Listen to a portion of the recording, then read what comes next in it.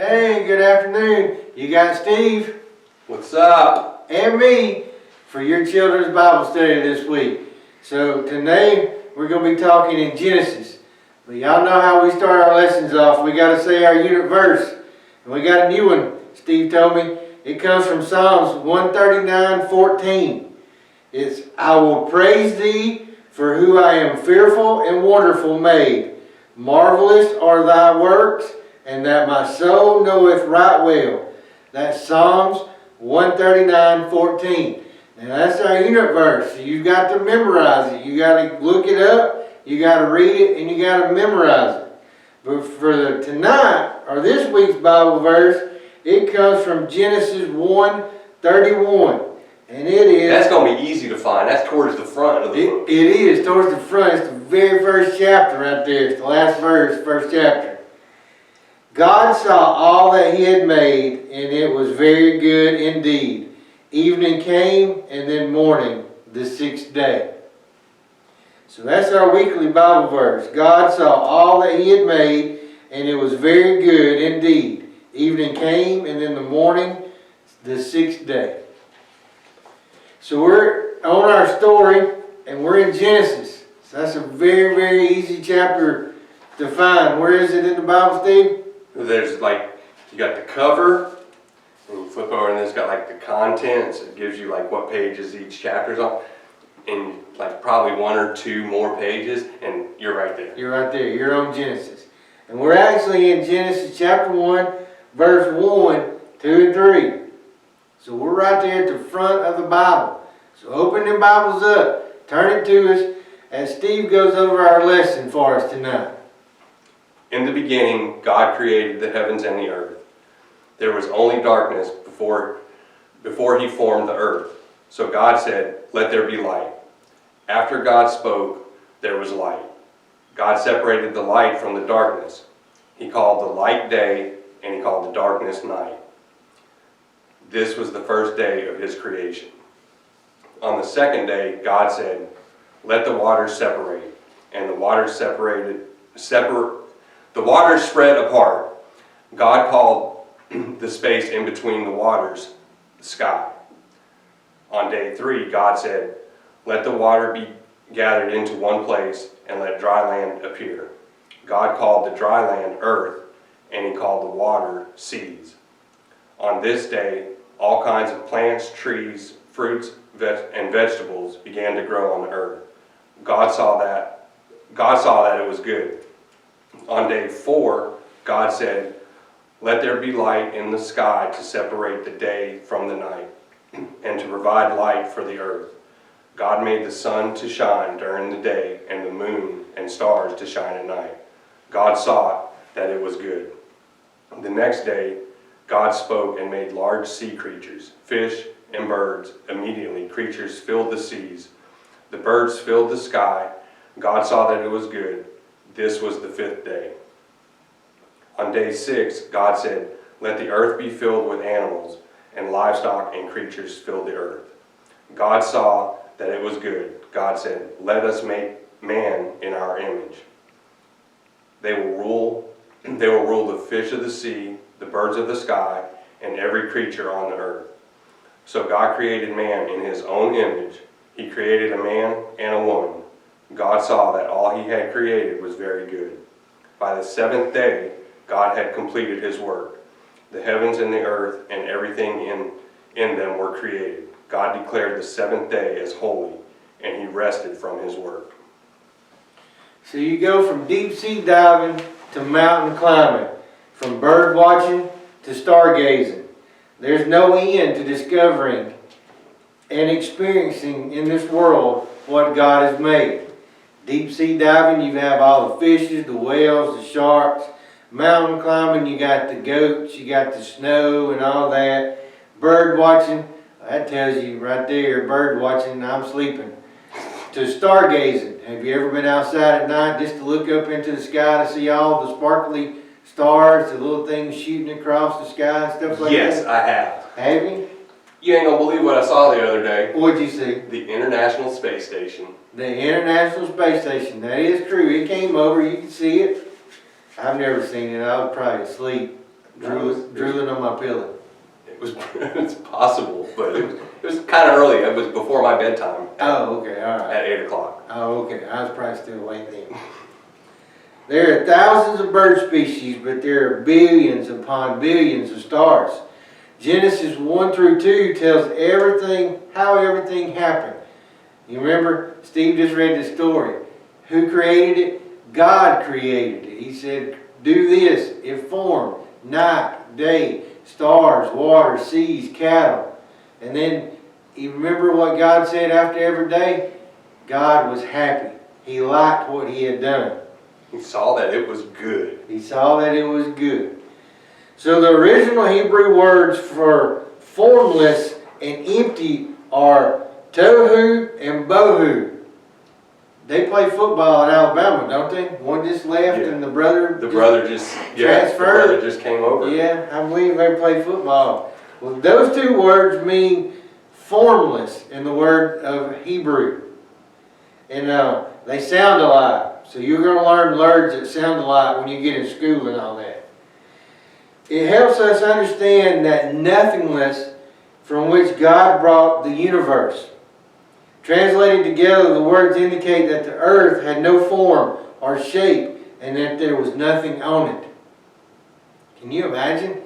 It had no form, had no shape, maybe it was just flat, but kind of what went in the story, it was all full of water because God had to part the seas and the skies. So everything may have been underwater. But God said, and it worked. He did it. He built it. You know, he worked for 6 days.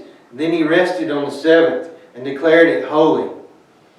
With his creation of the world complete, God gave his blessing.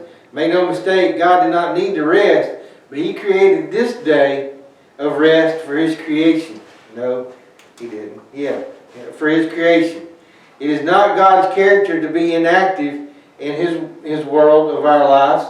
He continues to provide and sustain and accept all who come to him through Christ. The Sabbath is a day for us to stop our busyness and concentrate on worshiping God, who is the creator of all things. So the seventh day is the holy day. It's not for God to stop. He never stops. He's always with us. He's always working. The seventh is for us to stop. For us to stop our daily routines, for us to come together, and for us worshiping God. But that's not the only day that we need to worship God. We need to worship God every day in our lives. Pretty much any day that ends in Y. Any day that ends in Y. I believe that's every day. So, but it's not just on Sundays. You know, we call Sundays the seventh, the holy day. We don't just need to stop then. We need to worship him every day. But we take off from work. We stop work and there. We come to church. We're with our friends. We're with the people that helps us in our relationship with God. For the ancient Hebrews, there was no wondering about God's creative process. They accepted God's and his acts, all of them, at face value. Their unwavering belief in God gave no room for speculation. How easily are you able to believe in God's omnipotence to create ex nihilo out of nothing? Boy, we're in some big words tonight. I looked that up. Did you? Yeah, and another word for omnipotence is authority. Authority. Or even if that's the way you say it, I don't know. I know authority is right. The other one, I got no clue. We're in 7th grade words. Where I need to be in 4th grade words. I'm Googling words left and right, trying to figure out how to say them. They some big ones tonight. So, the Hebrews, they trusted in God. He created everything, so they believed in him.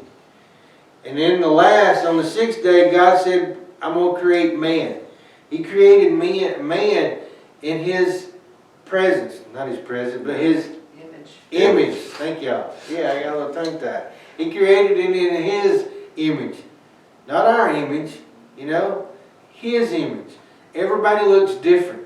Doesn't matter what you look like. You don't have to be in style. Your hair don't have to part to the right or to the left. It can be cut short, long, whatever. You are made in his image, So, that was our lesson. That was our story. That's some big words in there. So you need to read up on Genesis and see if you can pronounce those words. And put your comments below and let us know if you got all the words right. That's right. And look up Toohoo and Boohoo and see what college they go to now, all right? So we're moving on to the question part. Yes. There it is, man. Game time. That's it, game time. Where I get all my points. That's it. Steve's gonna win tonight. How did God create the world? Yeah. All right, Steve's got this one. He used his iPad. He did. He drew it. Took his little whatever. The stylus. Stylus and drew it out. Colored it in by number. Number 4 red. 2 blue. No, God spoke and it happened. No.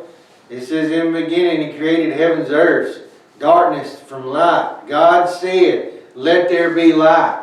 And there was light. God spoke and He created the world. What existed in the beginning? Oh, I think I got this one. I know this one. What existed in the beginning? What do you think it is? Chick-fil-A, you had to. It's the holy chicken. It's gotta be Chick-fil-A. Gotta be Chick-fil-A. Got to be Chick-fil-A. Yeah. Baptist Bird. That's right. I think it was just darkness. It was only darkness. Only darkness. Only darkness existed in the beginning. How many days did it take God to create the world? How many days did it take Him to create the world? 14? I was going with 365. 365. That's a year. Did it take Him a whole year? It took Him 6. You know? And what happened on the 7th? He rested. So he Football. NFL happens on the 7th. But it took Him 6 days. Night and daytime, waters and sky, birds and sea creatures, cattle, men and women. All 6 days He created something new. And then on the 7th day He rested because He declared it a holy day. What special command did God give to men and women? Oh, this was simple. What special command did God give to man and woman? Hey, come over here. he commanded them to come over there. I'm gonna tell y'all something. See, let me speak at you for a minute. Y'all got a second? No, He gave them the commandment to rule over the creatures and the animals. He wanted them to rule over them, make them behave. You know, it's just like they were mama and daddy to the zebras and giraffes. Hey, now you got to get out of the bushes. You're going to be in trouble. So they, you know, Dad had to carry them to the store and buy them all the snacks. The street lights are on. It's time to come in. That's it. Time to come in for supper. What did God do on the 7th day? Same thing I do on the 7th day. Nap time. That's right. Yeah. Drool. Yeah. He rested. God said, this is the holy day, we're going to rest. Now that's not for God to take a rest. That's for us to take a rest. To come out, to worship Him, to praise Him and all that. He works every day. So you kind of answered the last question. I did.